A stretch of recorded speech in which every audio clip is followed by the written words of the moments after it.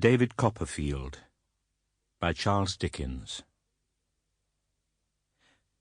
Whether I shall turn out to be the hero of my own life, or whether that station will be held by anybody else, these pages must show.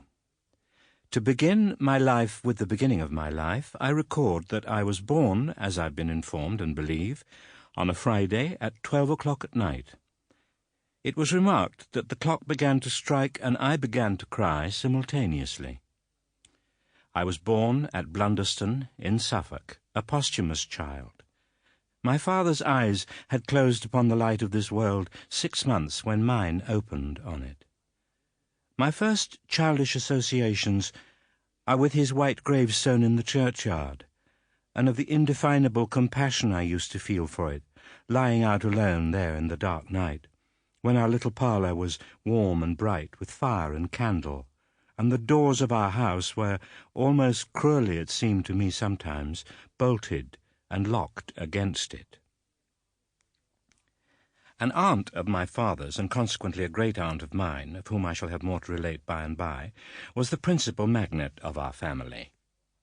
Miss Trotwood, or Miss Betsy, as my poor mother always called her, when she sufficiently overcame her dread of this formidable personage to mention her at all, had been married to a husband younger than herself, who, though very handsome, was strongly suspected of having beaten Miss Betsy. His incompatibility of temper induced Miss Betsy to pay him off and effect a separation of mutual consent.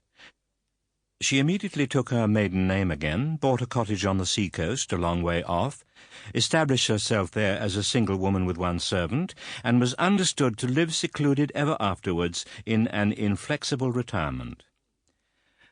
My mother was sitting by the fire, but poorly in health and very low of spirits that bright, windy March afternoon, very timid and sad, and very doubtful of ever coming alive out of the trial that was before her, when, lifting her eyes to the window opposite, she saw a strange lady coming up the garden. My mother had a sure foreboding at second glance that it was Miss Betsy. My father had often hinted that she seldom conducted herself like any ordinary Christian, and now, instead of ringing the bell, she came and looked in at that identical window, pressing the end of her nose against the glass till it became perfectly flat and white in a moment. Miss Betsy looked around the room slowly and inquiringly. Then she made a frown and a gesture to my mother, like one who was accustomed to be obeyed, to come and open the door. My mother went. "Mrs. David Copperfield, I think," said Miss Betsy, the emphasis referring perhaps to my mother's mourning weeds and her condition. "Yes," said my mother faintly. "Miss Trotwood," said the visitor. "You've heard of her, I dare say." My mother answered that she had had that pleasure. "Now you see her," said Miss Betsy. My mother bent her head and begged her to walk in, and when they were both seated and Miss Betsy said nothing, my mother, after vainly trying to restrain herself, began to cry. "Oh, tut, tut, tut," said Miss Betsy in a hurry. "Don't do that. Come, come." My mother couldn't help it, notwithstanding, so she cried until she'd had her cry out. "Take off your cap, child," said Miss Betsy. "Let me see you." She did as she was told, and did it with such nervous hands that her hair, which was luxuriant and beautiful, fell all about her face. "Why, bless my heart," exclaimed Miss Betsy, "you're a very baby."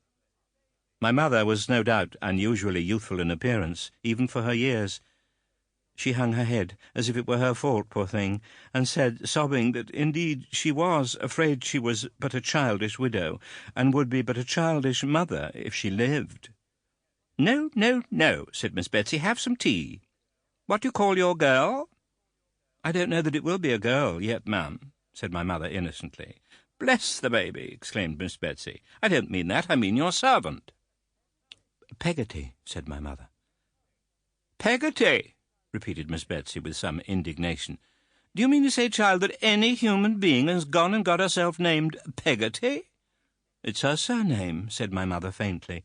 "Mr Copperfield called her by it because her Christian name was the same as mine." "Here, Peggotty," cried Miss Betsy, opening the door. "Tea. Your mistress is a little unwell. Don't dawdle." Having issued this mandate, and having looked out to confront the amazed Peggotty, Miss Betsy shut the door again and sat down as before, with her feet on the fender. "You were speaking about it being a Sample complete. Ready to continue?